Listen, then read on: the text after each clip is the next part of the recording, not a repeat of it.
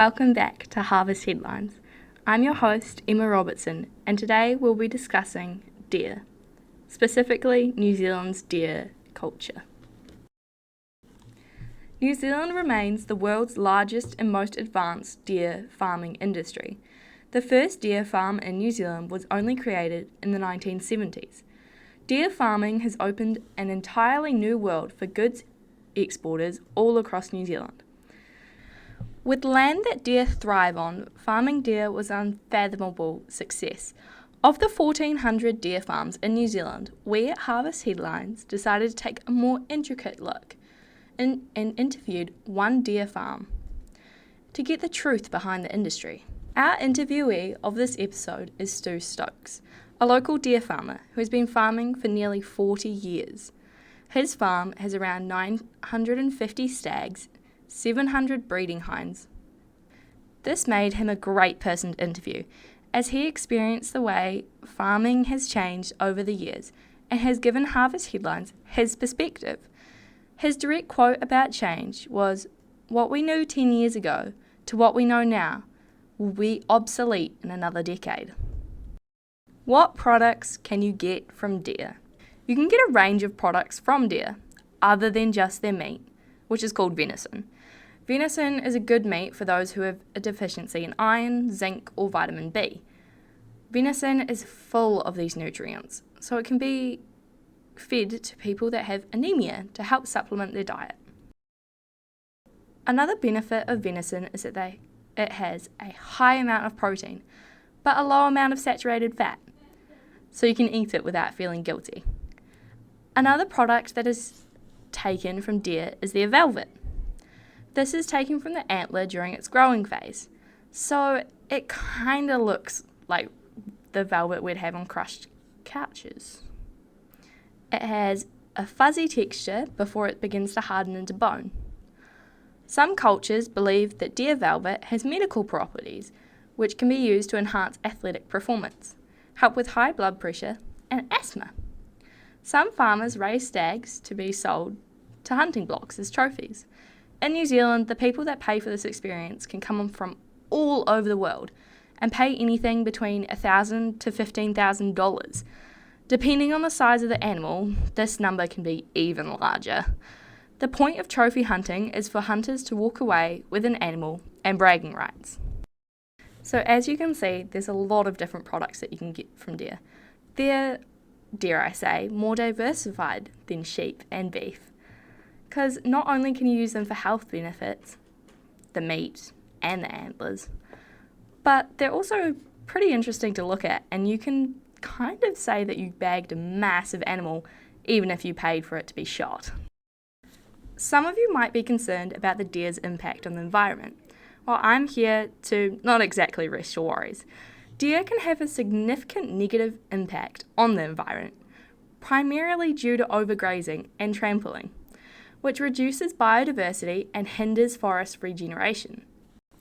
They can also contribute to soil erosion and spread invasive weeds by just kind of the same way as birds. They eat it and then it's got to come out somewhere, leading to changes in the ecosystem and reduced water quality. In New Zealand, where deer were introduced and have no natural predators, their population has grown rapidly, exacerbating these impacts. Deer love to eat a variety of different foods, like grass, kale, swede, and fodder beet. Deer are grazers, so they love to eat a lot of different things in small amounts. What do the seasons look like for deer farmers? Let's start with November. It's the season where fawning or calving begins. The stags are also velveted during this time.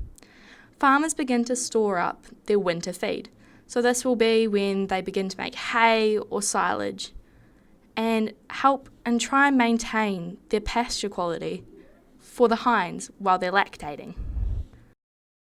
In December, the fawning continues, as well as the velveting of the stags. This season is also where the sales of the breeding stags begin. The yearlings are drafted for slaughter as they reach target weights.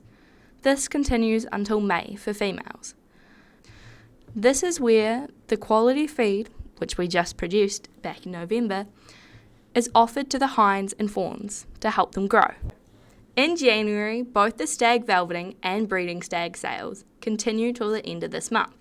Also, during this season, the hinds and fawns may be supplemented with hay or silage to maintain health, lactation and growth in periods of drought. In February, the last males go to slaughter until after the rut, and the hinds and fawns are preferentially fed for growth. In March, pre-rut weaning begins. Some herds wean post-rut, mind you. Weaners are vaccinated. A surplus of hinds are then drafted for slaughter. Selected stags joined with hinds for mating, and then the roar begins. In April, the roar and mating continues, and the weaned hinds are preferentially fed and familiarised with the health and management routines and handling. This will also be when hunters go out and look for deer, because not only on farms is the roar happening, but it's when the breeding is most popular out in the wild as well. That's why it's normally associated with the name roar, because the deer will be roaring to try and attract a mate. In May, the stags are removed from the hinds and preferentially fed to recover condition that they lost during the rut. The hinds are then in some farms. On some farms, this is when they wean. They do the post-rut wean, where we were talking about the pre-rut wean. In June, pregnancy scanning begins. Also in June, the stags and hinds are beginning to be fed on their winter forage crops in colder regions. So for New Zealand, that would be like Otago region and probably the south. Majority of the south. Majority. In July, the non-pregnant hinds are sent to slaughter. In August, the first cull is begun for the largest new seasonal animals.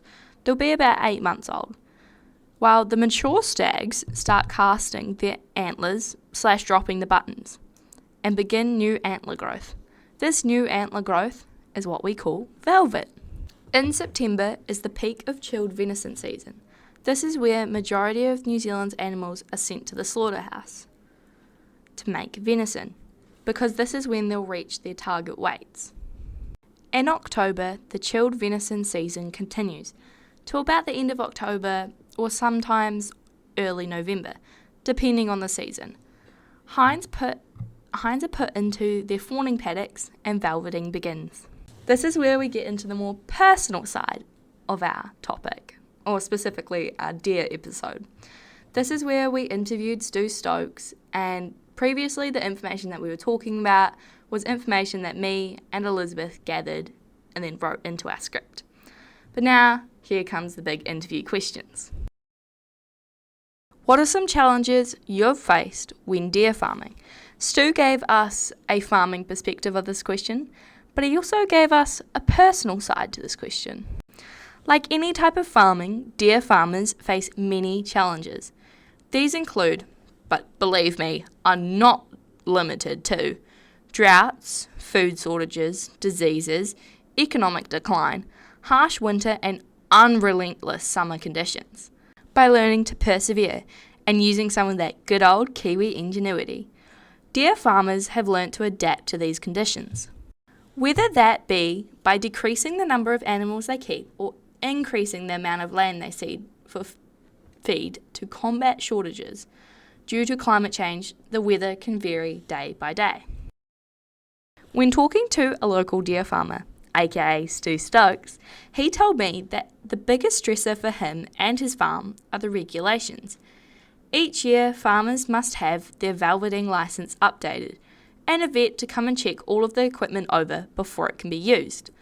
At Stu's farm, here's the vet come over to velvet his deer, but they need to check for any potential hazards before reissuing his licence. He also has to fill out paperwork for multiple hypothetical situations and how he would deal with them. Like most farmers, he also has to fill out reports to ECAN on how his deer will affect the environment in the coming year. He states that the things he used to worry about, like the US dollar compared to the New Zealand dollar, and interest rates, are far from his mind due to all the regulations and paperwork he has to do in order to operate. The reason the New Zealand dollar price was a worry was because this is the currency that the velvet is sold in. The right to velvet is getting increasingly difficult to obtain, as animal rights movements often interpret the velveting process as being cruel. However, when talking to Stu, he makes the comparison that the deer are so hyped up on numbing agents. It's like a human during dental surgery. You don't feel a thing. A personal problem that Stu has had whilst farming is that he has dyslexia. For 35 years, he didn't understand why he worked to solve problems differently than others around him. Instead of being good with words, he could think of 3 different ways to solve a problem that his non-dyslexic wife couldn't. To be a good farmer, you need to know how to problem solving. Having dyslexia, accompanied by all his experience, is what makes Stu Stokes a good farmer. Stu had a few things he wanted to pass on to the next generation of farmers. He wants farmers to embrace change and to know that farming is a living beast. It's always changing and further developing, so you can't stay stuck in your ways forever. Change with it instead. Explore outside of what you know. Diversify your farming techniques. You might just find something that works better for your farm. For young people who want to be farmers, he suggests that instead of buying a farm, you work in the support industry of farming. Whether you will manage a farm, analyse the soil's chemical compound and makeup, or work for a veterinarian, you will make a difference to the future of farming. Stu's biggest regret in life was buying a farm. He did this instead of managing a farm and spending someone else's money. Instead of being able to go home at night and not worry about the farm's bank account, instead he can't separate his personal life from the farm. This would be something that you could do if you worked in the support industry of farming rather than owning a farm yourself. He suggests that if you truly do want to purchase a farm one day, you go out and learn from other farmers. Find out what techniques differ from farm to farm. Choose the one that fits your goals best and apply that to the way you farm.